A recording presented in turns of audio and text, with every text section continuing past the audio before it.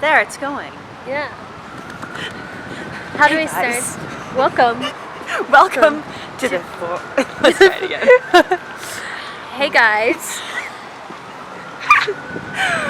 Welcome to the 4A Music Vlogging YouTube channel.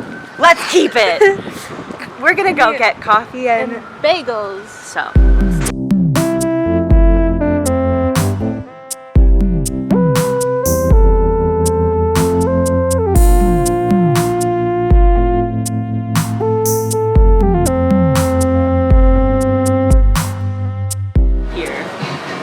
Look there, it looks like we're looking at ourselves, but if we look there, it looks like we're looking at that. But it's really hard. I always get distracted by looking. I think in the other take I definitely was looking. It's fine. It's okay. Hey guys, we're back. We're at the bagel. Yeah. And we were just talking about how it's a lot different to film in particular places. New York City is a little bit high key to film in. A bunch of people just walking around. There's a long line outside for what? We don't know. We don't know. Oh yeah, what is that for? Next up we're gonna get coffee. And then Q&A with Alex and Amy. What you've never seen before, you will now. Cheers!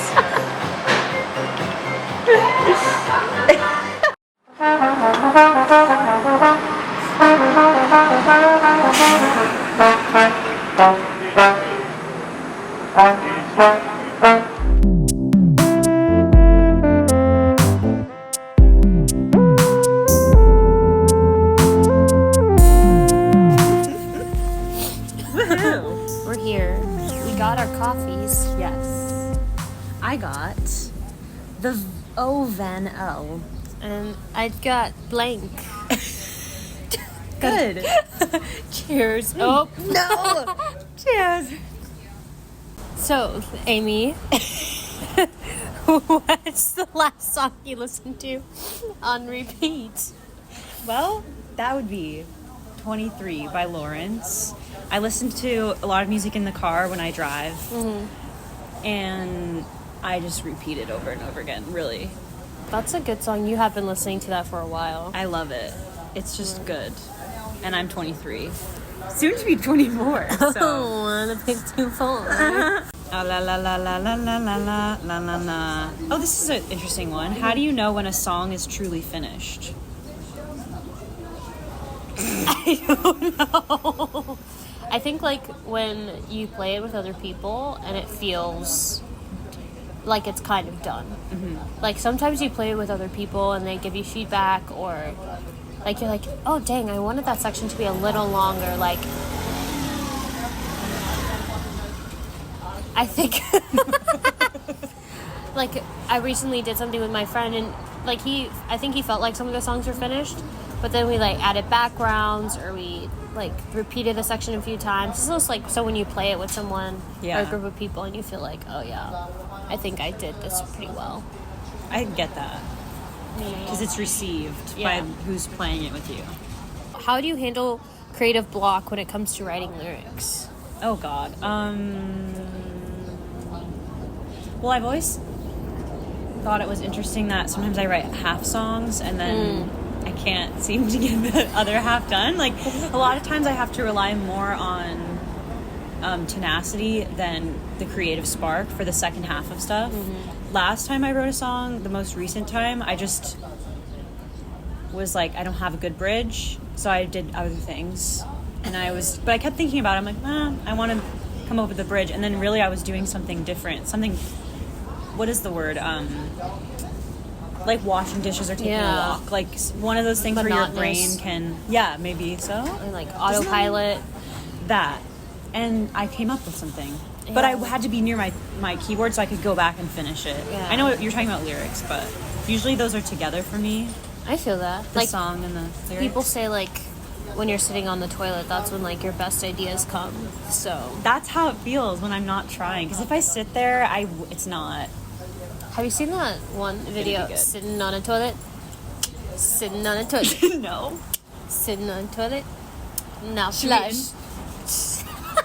We have to insert that. We'll insert I want to know that song. I can't believe I don't know it. Okay. Wow. Oh, wow. Well, this is one for a conversation. I don't know if I'm going to bring it up. Okay. Okay. How do you balance staying true to your artistic vision and adapting to trends? I feel like we should replace adapting to trends with, like... writing for the industry. Yeah. Because we've talked about that a lot. I think, like, if you're always true to yourself, then the industry will accept it. Yeah, that's the So, hope. like, yeah. I think there are really good artists. Like, I think Beyonce is the queen at writing for the industry. Yeah. Even though it's, like, also very timeless music, and I think she is true to her artistry, but she is writing... Like, Renaissance, I think, was definitely, like, a time capsule in the sense, like, this is where we're at in this time of, you know, American culture. Yeah. But there are also people who are constantly, they're true to themselves, and they're, like, breaking away from the trend, and they create their own. Like, they start trends. So I guess, like, it's whether or not you want to be a trendsetter, like, in the sense of breaking those boundaries. Now I'm not even answering the question for myself, but... It's okay. Like, or you want to stay inside the trend and still remain true to your artistry in a sense. Yeah. But I think if you're the commonality between both of those, I think for me was that I am staying true to myself, and hopefully it works out. Yeah. Because I couldn't. Yeah. I think if I attempted to write a pop song in today's industry, it would be such a bad pop song, you know. But if I wrote a pop song that was like Alexandria pop, then like I think it would be a way better song. I also think in terms of finding happiness as a human, I don't think I would end up being happy if I've thought about that, like writing for what I think would work out. Yeah. And I think it's cool to try to adapt. Sorry, now I'm like answering it too. No, go ahead. I think it's cool to adapt in some ways to a style or try to do something specific, but I definitely think being true to the artistic self for me has to be there. I think for you too. Because otherwise it's like, I don't know. What are we It doing feels here? inauthentic and it feels like not sustainable in terms of being fulfilled or happy or feeling like I'm representing myself. Yeah. It would feel like when something happens in your life where you're like, I didn't prioritize my values there. Like, that doesn't feel good to me. Yeah. So I don't think it would feel good in music either. I feel that. Oh. What is your process for since you just had a wonderful gig? What is your process for choosing a set list for a performance? I love it. I don't think I've mastered it at all. Like, I really have this vision of having set lists that are cohesive story-wise, which I think can be hard if you're doing covers and, like, songbook songs and originals. Yeah. Like, I like that a musical has a story throughout. So that seems like it could be cool. So sometimes I look for how songs can connect or, like, if they can relate at all. Yeah. And then other than that, I usually choose key. Like, I don't like to do, I think this is something a lot of people feel, but I don't like to do songs in the same key over and over, because then it sounds like the same song over and over again. the same to the audience. Yeah. And then also breaking up styles a little bit, but also using songs that could, like, connect to songs that are very different. Yeah. So that there's a flow. I think I always try to think about a flow. And I guess feel and tempo. I already kind of said that. But mixing it up. Yeah. So you don't have, like, 3 Yeah. BPM 100, Yeah. you know, all the same. Yeah. I feel that. Yeah. But you did something nice at your set. I like that you did 2 ballad-ish things in a row. Thanks. I very much enjoyed that. You don't see that often, but it was like a nice, you know, like, it felt like the moment had more gravity to it, and then you went on to something a little bit more like, yeah, Thanks. which was nice. I really like that. I tried in that set, I was trying to put songs together that happen in different parts of love. So, like, before you might meet the person, when you're with the person, after you're not with them anymore. Like, Yeah. I tried to put a couple of, like, 3 or 4 songs together. Nice. So that's where I didn't think about style as much. Yeah, it was the story that. Yeah. Gotcha. I don't know if it read in that way, but I think it's it good did. to practice that. Yeah, I think you definitely introduced it in that way too. Okay, that's good. Yeah, it was nice. Woohoo. Do you want to answer that? Or should I ask you a different one? I think we have the same answer for that, so Yeah. we can definitely ask a different one. Okay.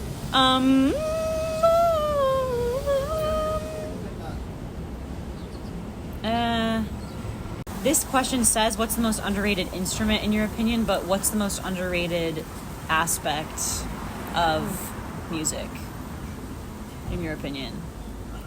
Or an underrated. I hate the extremes. It puts us in... underrated aspect of music. Yeah.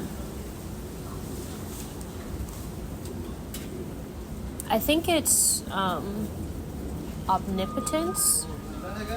Like it's everywhere. Oh, wow. Maybe that's the right term. If not, then my bad. And we have a new word. No, that's cool. It's omniscient. I think that's the word. Oh. Omniscient. And that, like, every time we're going somewhere or listening to music, we're in a grocery store, we're listening to music. And I think that's, even though it is everywhere, we don't recognize that it is everywhere. Because if we went a day without, like, let's imagine you're in the grocery store, and some grocery stores do not have music, but most do. You're just in the grocery store, and all you hear is the checkout, like, thing. It's kind of eerie. Or, like, and you're in a coffee shop, and you don't hear any music, or, you know, like, you're walking down the street, at least in New York, like, you're always hearing someone bumping something. Yeah. Loudly, like, from their speaker. Or... even on your walks, like, yeah, sometimes it's cleansing to, you know, not have music in your ears, but most of the time people have their headphones on and they're, like, doing their thing, you know, like this man behind us, he has AirPods in. I'm sure he's listening to music. Yeah. And now he's in the frame. See? And even when people don't have music going on, there's music, like the birds. Well, the cars don't really sound like. But yeah, the soundscapes of life. No, I feel that. I think it's, like, the most obvious thing, which is why it is underrated, that it is everywhere. Yeah, because it's easy to take for granted. Yeah. That is my underrated. Keep looking there. Me too. I'm learning to look directly in the camera.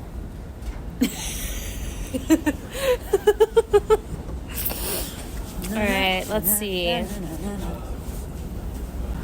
I like these questions for you. Like, how do you deal with stage nerves before a performance? Oh, God. I hate them. Honestly, I think that's why I have such, like, strict rituals. That sounds weird, but I always eat poke before I sing. I'm serious. I've done it for, like, 4 or 5 years now because I don't like having variables before I sing. Like, if you eat or drink something and then you have phlegm and then you're like before you are going to sing. Like, I just don't like. I like knowing what my instrument's gonna feel like.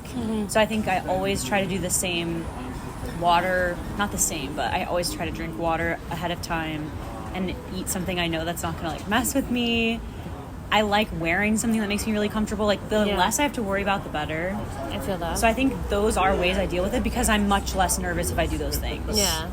And then aside from that, I think I try to, I don't know, it's easier when I'm singing for something. So recently I've been trying to, like, have a purpose of singing greater than myself because it helps me get out of my, like, brain about it.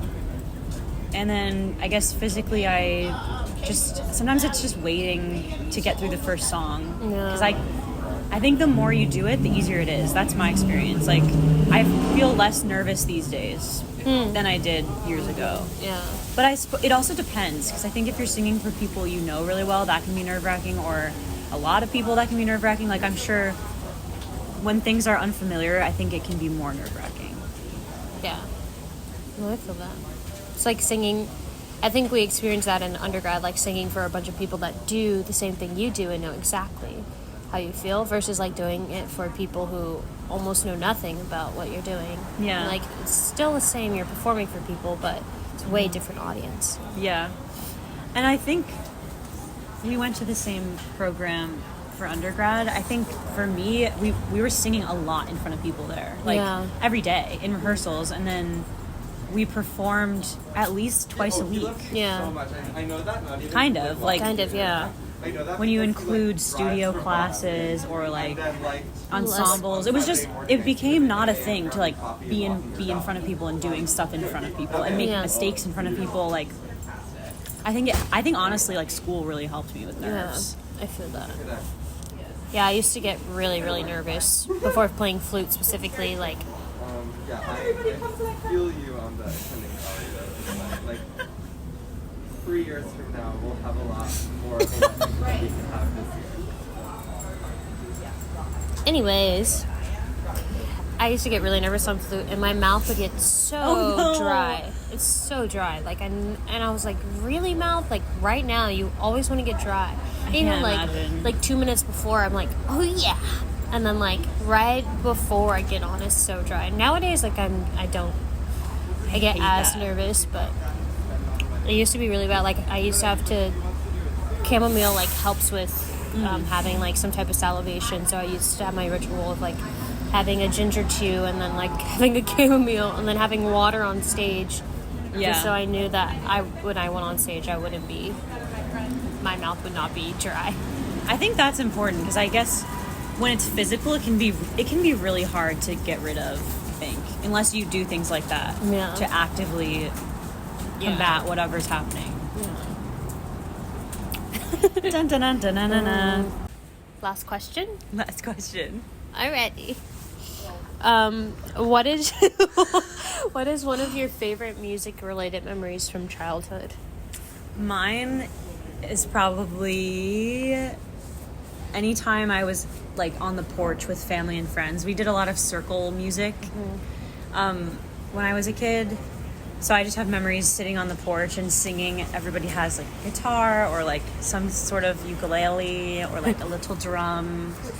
And it just set the foundational like perspective that I have that music is to be shared, and performing can be really fun. I love performing. It's like I'm most happy when I'm performing, but I think music's essence for me has more to do with sharing with other people, and it's much more of a community thing, like a way to share love and like be with each other.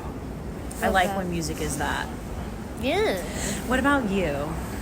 Favorite? Or should we do a different? No, we can. Same? Yeah. Okay. Let's see. I think it's one that I didn't even necessarily participate in, but my brothers used to like rehearse for their gigs in our living room, and I just sat in there. Like I had no business being in there, first off. Zero business. Yes, you did. And no, I mean I was like 7. Oh, like, love that. You know, Okay. like they're at the time my oldest brother was 15, so like he was doing gigs already around town. I see. And so I was just like, vibing. I had live music in my living room like at 7 years old. Yeah. And That's huge. Like there was no pressure. There's just it was really, really fun just to see people having fun and working it out. Yeah. But yeah, I think that's one of my favorite musical memories from childhood. I love that. And so we did it says Fate Try. Oh. Smiley face. Oh yeah, that's not focused. But the first installation, Yes. first Instance in of the 4A Music Vlog Q&A. Talk about music. Series. That was great. Welcome to the YouTube channel. Yay! We're going to try to post more consistently here, so please subscribe. We have a newsletter. We have a lot of things. We'll link all those things in the description. I feel like a YouTuber. But really, we'll link all of our things. But please subscribe because we're planning to post some more stuff on here, and we want you to see it. Yes. Woohoo. Bye. Bye.